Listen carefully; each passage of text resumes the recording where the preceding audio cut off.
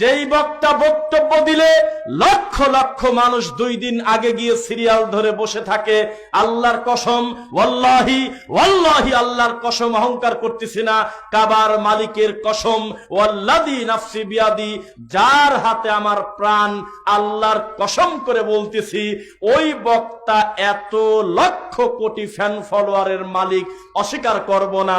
তবে ওই লোকের এই ক্ষমতা এখনো হয় নাই যে মাহফিলে বসে খোলা মাঠে লক্ষ জনতার সামনে বিদআত সম্পর্কে 10টা মিনিটের বক্তব্য দেবে।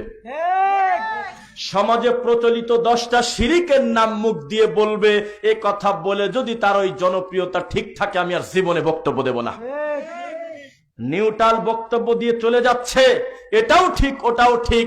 আপনি একটা কাগজে লিখে যদি বলেন রফিক বিন সাইদ বক্তব্য দিলে শোনে হয়তো 2-1 লাখ, রকনুজ্জামান বক্তব্য দিলে হয়তো শোনে 10,000, আমার আব্দুল গফফার ভাই বক্তব্য দিলে শুনলে হয়তো 2,000, কিন্তু আপনি বক্তব্য দিলে মুহূর্তের ভিতরে কোটি কোটি মানুষের কাছে কথাগুলো পৌঁছে যায়।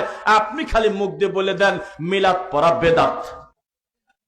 এই কথা কানে বলার পর যদি উনি প্রশ্নের জবাব দেয়, সেদিন আমাকে এসে বলবেন, কারণ এই মিলাদখোরও তার দরকার আছে, কবর পূজারিও তার দরকার আছে, এগুলো টিকটক করার মতো ভেঙে চলে আসলো, কয় সবই ঠিক আছে। আমরা বুঝি এই সমাজে এখন আপনার বড় হুজুরের বাবার ক্ষমতা নাই বেদাত এবং শিরকের সিরিয়াল দিয়ে এত বড় জনপ্রিয়তা ঠিক রাখে, কালকেই তার দল থেকে পিটায় বের করবে, ওর মাথা খারাপ হয়ে গেছে, মিলাদ পড়ার বিরোধিতা করে।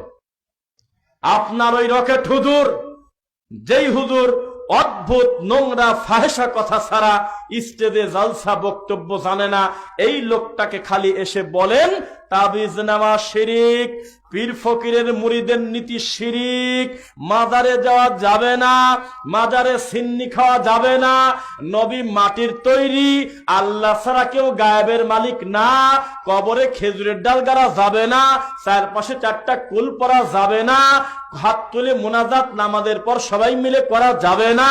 এইভাবে ধারাবাহিকভাবে যদি 10টা বেদাতের সিরিয়াল দিয়ে এই জনপ্রিয়তা ঠিক রাখতে পারে, আমাকে আপনি বলবেন। এই কথা যদি প্রথম দিন 5টা সত্য স্বীকার করে, সঙ্গে সঙ্গে তার দল থেকে তাকে চিঠি দেবে, তাড়াতাড়ি অফিসে আসো, কথা আছে। তুমি এগুলো বলো কি কামে মাঠে ফিতনা হবে? আমাদের দরকার হলো ভোট। তুমি কেন মানুষকে দূর করে দিচ্ছ? তুমি খালি ঢালাও ভাবে সার্বজনীন বক্তব্য মারিয়ে দাও, তুমি খালি পাবলিককে খেপায় দাও, একটু পর পর বলো, চিৎকার দিয়ে বলো ঠিক কিনা, পাবলিক কয় ঠিক, কি ঠিক তা জানে না। এইভাবে ধর্মকে বিকৃত করা হচ্ছে একদিন না, চিৎকার দিয়ে এই জাতির সামনে যদি শিরিক বিদাতের বিপক্ষে কেউ বক্তব্য দেয়, তারাই হলো আহলে হাদিস, তারাই হলো আহলে হাদিস। আর বেদাতি ধর্ম বিক্রি করে, লা তালবিসুল হাক্কা বিল বাতিল ওয়া তাকতুমুল হাক্কা ওয়া আনতুম তা'লামুন। ডাইরেক্ট কোরআন মাজিদের আদেশ, খবরদার সত্য আর মিথ্যা একসঙ্গে মিশ্রণ করে দিও না, জেনে শুনে তোমরা সত্য গোপন করো না। আপনি যদি মনে করেন আপনার এত বড় হুজুর তাবিজ নেওয়া শিরিক জানে না, তাহলে আপনি মিথ্যুক।